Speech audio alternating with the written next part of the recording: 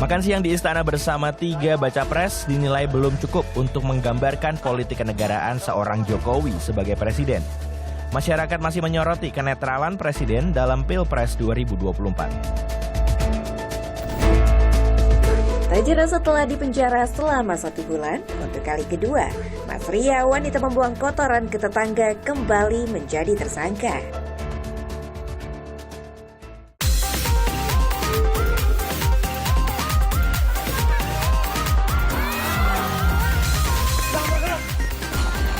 Mohon maaf sebesar-besarnya kepada istri saya.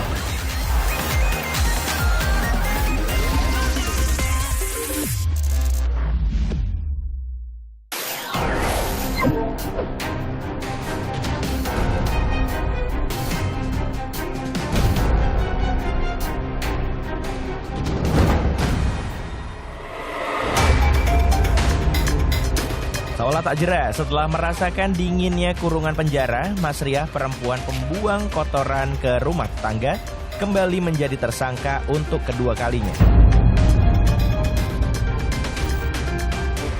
Ini adalah kali kedua korban melaporkan ke Satpol PP akibat ulah Mas Ria yang lagi-lagi melempar kotoran ke rumah Wiwi.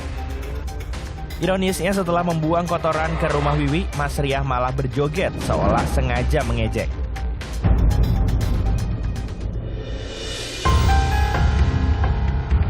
Satpol PP lalu memeriksa saksi dari keluarga serta tetangga Wiwi dan mengumpulkan barang bukti CCTV. Namun lagi-lagi, Mas Ria hanya dijerat dengan tindak pidana ringan yang dinilai melanggar Perda Ketertiban Umum dan Ketentraman Masyarakat. Mas Ria terancam kurungan 1 bulan hingga maksimal 3 bulan dan denda Rp50 juta. Karena ini tindak pidana ringan, dipiring pelanggaran perda, itu sudah jelas bahwa Mas Ria sudah kita tetapkan sebagai tersangka, yang dimana sekarang insya Allah kalau nggak hari Kamis atau Jumat kita sudah limpahkan ke teman-teman pengadilan. Selanjutnya, Mas Ria akan kembali disidang pada 8 November.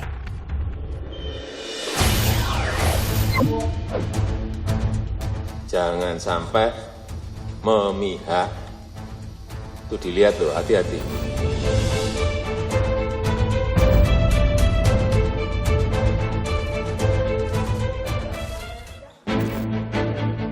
Netralitas Presiden Jokowi di Pilpres 2024 tengah dipertanyakan pasca majunya Gibran sebagai bakal cawapres. Dinilai untuk mendinginkan suhu politik belakangan ini, Presiden lalu mengundang para baca pres makan siang bersama. Namun lagi-lagi langkah ini dinilai belum cukup karena masyarakat mulai kritis melihat sikap kenegarawan seorang Jokowi sebagai presiden.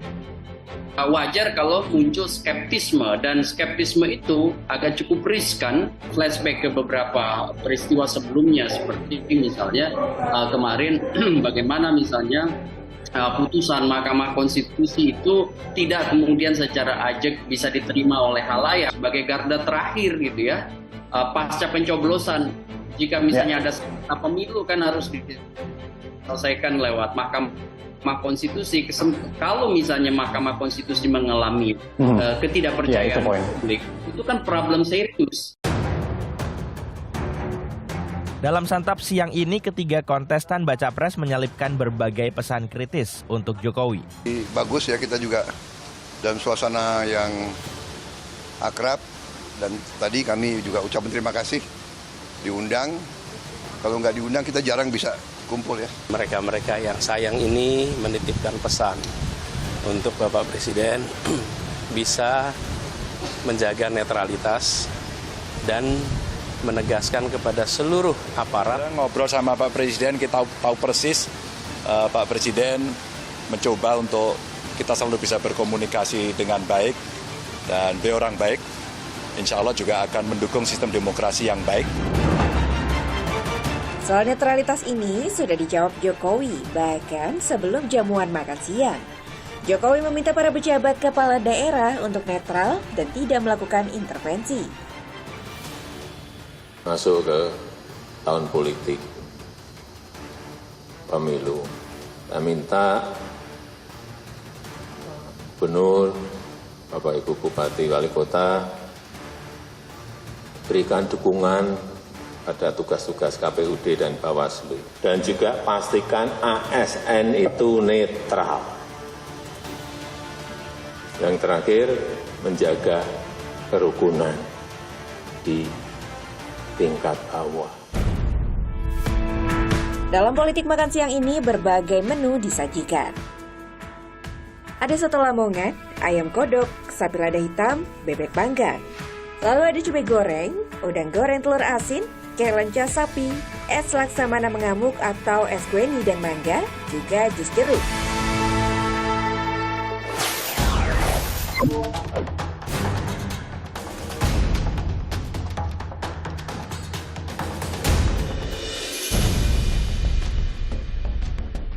Seorang pria meninggal dunia pasca menerima tembakan di wilayah Kalibaru, Kota Bekasi, Jawa Barat. Korban awalnya mendatangi rumah kontrakan pelaku. Saat turun dari mobilnya, korban langsung ditembak hingga mengenai pelipis kiri. Korban tewas di lokasi kejadian. Warga kami tewas. Ada penembakan sekitar jam 7. Itu semangsir kabarnya. Dan kami juga dikabari setelah kejadian. Meninggal di tempat atau gimana Pak RW? Meninggal di tempat informasinya. Itu karena luka tembak? Luka tembak. Dari lokasi, polisi menyita barang bukti berupa 2 pucuk senjata angin laras panjang, busur panah, golok, dan pedang. Selain itu, 1 orang saksi di lokasi kejadian turut dimintai keterangan. Pelaku yang sempat kabur 2 hari akhirnya ditangkap di wilayah Cibinong, Kabupaten Bogor. Dari hasil pemeriksaan, motif penembakan adalah konflik antara keluarga. Mengamankan 1 orang tersangka beserta barang buktinya dalam waktu hari Selasa ya, cukup singkat ya, dengan cepat merupakan untuk kejadian yaitu konflik antar keluarga di wilayah Maluku Tenggara. Korban tewas sempat dievakuasi ke Rumah Sakit Ananda Kota Bekasi, lalu dipindahkan ke Rumah Sakit Polri Kramat Jati untuk otopsi.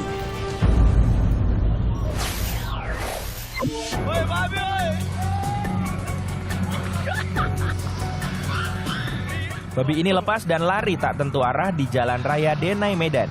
Pengendara dan warga heboh melihat babi dikejar pemiliknya. Jangan kemana-mana, Pop News akan segera kembali.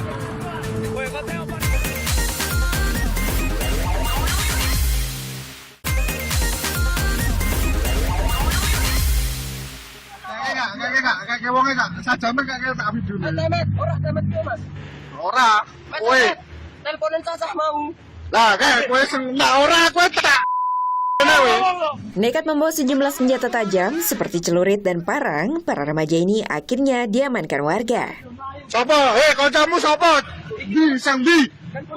Mereka berkumpul seperti akan berangkat tawuran. Untuk menghindari terjadinya tawuran, para remaja ini digiring ke kantor polisi setempat.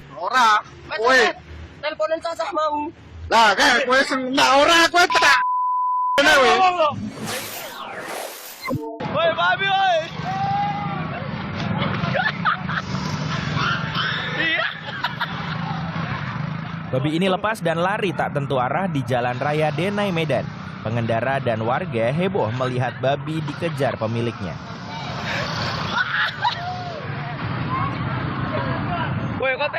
Babi akhirnya berhasil ditangkap meski sempat membuat arus lalu lintas macet.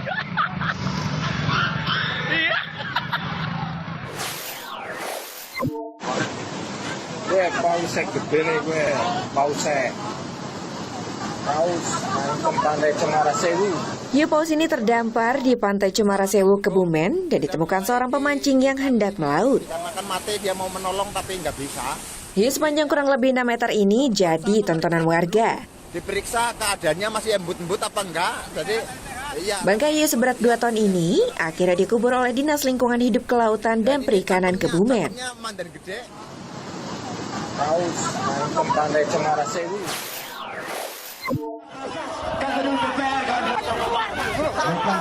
Aksi demonstrasi yang menyoroti kepemimpinan Bupati dan Wakil Bupati Pandeglang ini ricuh setelah massa memaksa masuk ke area gedung DPRD Pandeglang. Massa demonstran bahkan saling dorong dengan aparat. Dalam orasinya, massa meminta pemerintah daerah untuk tidak membuat kebijakan yang dinilai seringkali menuai kontroversi.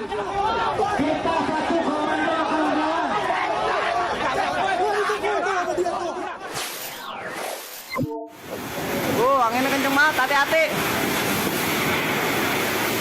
Tuh, sampai hancur, guys. Hujan disertai angin kencang kembali memorak-porandakan wilayah Bogor. Akibatnya, sejumlah pohon tumbang, atap rumah ambruk hingga ada yang menimpa kendaraan. Tidak ada korban dalam kejadian ini. Allahu Akbar, Allahu Akbar.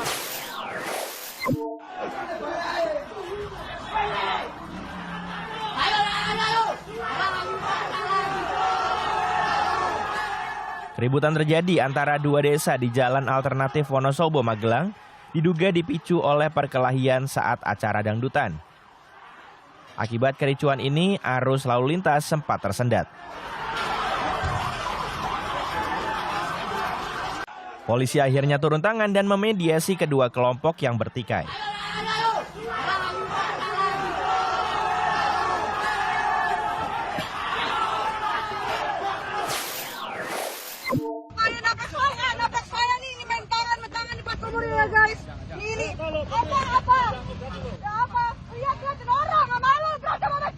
Seorang pengendara motor perempuan terlibat cekcok dengan pengendara lain di daerah Pasar Minggu, Jakarta Selatan. Tak kuasa menahan emosi, pengendara ini mencoba memukul bertubi-tubi. Kejadian ini bermula saat pelaku disalip korban. Pelaku lalu menabrak korban.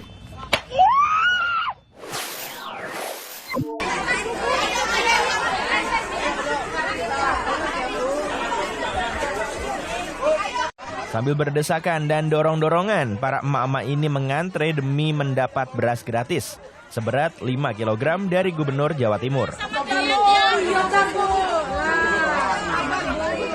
Pembagian beras yang dilaksanakan di Romo Kalisari, Surabaya ini menyediakan 250 kemasan beras.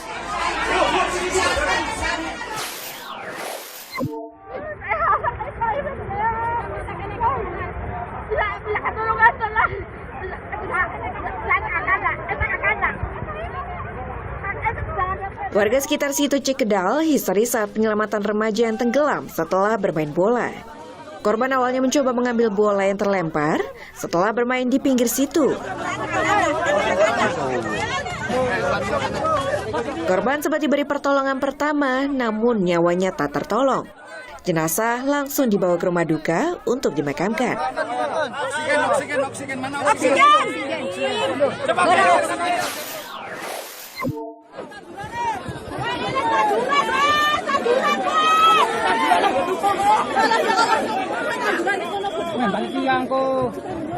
Tawuran antar supporter sepak bola ini bermula dari lapangan Desa Buntu Kejajar, Jalan Raya, hingga menginjak-injak lahan pertanian warga.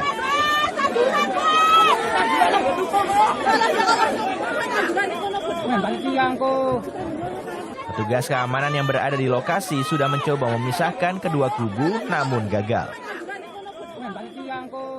Pemilik lahan emosi karena lahan yang baru ditanami rusak.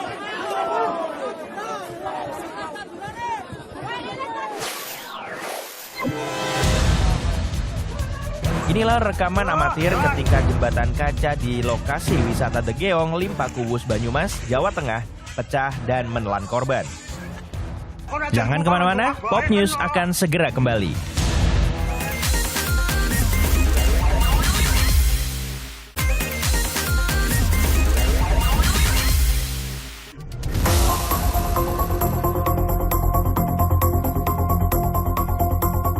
Dia yang mendesain sendiri ya, jembatan kaca tersebut, kemudian tidak mempunyai izin, kemudian juga tidak ada standar operasional prosedur.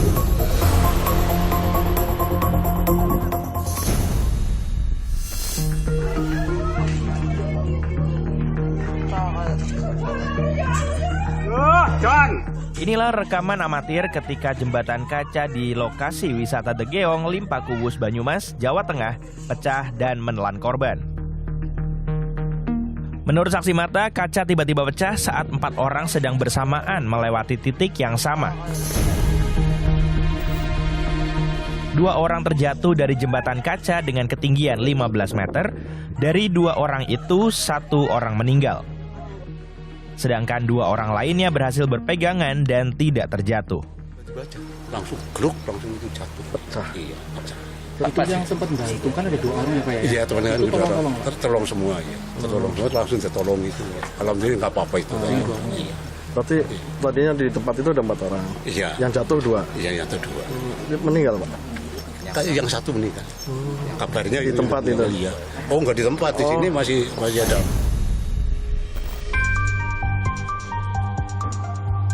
Buntut dari kejadian ini, kawasan wisata The Geong ditutup. Selain memeriksa saksi dan pengelola, polisi juga berkoordinasi dengan tenaga ahli untuk mencari penyebab pecahnya jembatan kaca. Dari temuan polisi ada 3 kejanggalan. Pertama, ketebalan kaca yang tak sesuai. Ketebalan kaca untuk pijakan di jembatan The Geong hanya 1,2 cm tanpa laminasi. Sedangkan standar kaca untuk pijakan minimal 3,6 cm dan dilapisi laminasi. Kedua, tidak dilakukan perawatan khusus dan tidak ada standar operating prosedur keamanan yang baik. Ketiga, tidak adanya jaring pengaman di bawah jembatan. Dari hasil gelar perkara, pemilik sekaligus pengelola ditetapkan sebagai tersangka. Tersangka dinilai lalai dan tidak memiliki uji kelayakan saat membangun jembatan kaca. Kini 3 wahana jembatan kaca yang dimiliki tersangka juga ditutup polisi. Dia yang mendesain sendiri ya, jembatan kaca tersebut. Kemudian tidak mempunyai izin, kemudian juga tidak ada standar operasional prosedur, kemudian selain itu juga tidak ada kajian-kajian untuk keselamatan ketika itu dioperasionalkan atau standar layakan ketika itu dioperasionalkan. Pasca kecelakaan ini, Pemkab Banyumas mensyaratkan sertifikat layak fungsi untuk wahana wisata ekstrim. Seluruh objek wisata di Kabupaten Banyumas yang punya potensi serupa akhirnya ditutup. Insiden kecelakaan di tempat wisata bukan kali ini terjadi. Tidak ada standar keselamatan atau aturan batas keselamatan yang diabaikan pengelola wisata kerap jadi penyebabnya.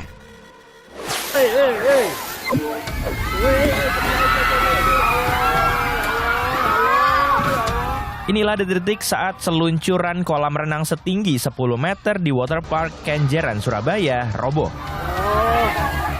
Seluncuran tiba-tiba ambrol saat digunakan pengunjung. 16 orang menjadi korban. Para korban mengalami luka sedang hingga berat. Seorang saksi mata menyebut sempat terjadi keretakan hingga kebocoran. Dari hasil pemeriksaan polisi, ambruknya perosotan karena kondisinya yang sudah rapuh. 3 orang ditetapkan sebagai tersangka karena dinilai lalai. Mereka adalah manajer operasional, general manager, dan pemilik Kenjeran Park.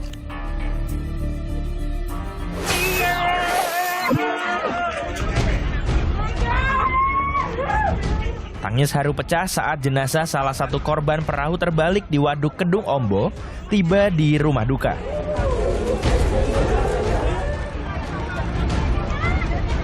Sembilan korban yang tenggelam ditemukan meninggal. Polisi menduga perahu terbalik karena mengangkut 20 penumpang melebihi kapasitasnya 14 orang penumpang. Polisi menetapkan 2 tersangka, 1 diantaranya adalah anak berusia 13 tahun yang merupakan pengemudi perahu motor. Sementara 1 tersangka lain yakini pemilik warung apung. Serem banget, disuruh turun dong. Meski tak menelan korban, kawasan wisata Dunia Fantasi Ancol, Jakarta juga sempat beberapa kali mengalami insiden. Seperti saat kereta halilintar berhenti mendadak ketika menanjak. Kereta halilintar yang dinaiki 24 orang pengunjung itu berhenti selama 21 menit. Corporate Communication PT Pembangunan Jaya Ancol menyebut kejadian ini disebabkan oleh sistem keamanan yang mendeteksi adanya kesalahan. Pengunjung yang masih berada di atas kemudian diarahkan ke tangga darurat. Bayangin berhenti tengah jalan. Jadi musim tornado ini trouble dan lihat. Di lain waktu, wahana tornado di dunia fantasi juga mendadak mengalami gangguan. Wahana ini berhenti saat sedang berputar. Para pengunjung langsung dievakuasi turun dari wahana. Nyawa-nyawa di sini terancam.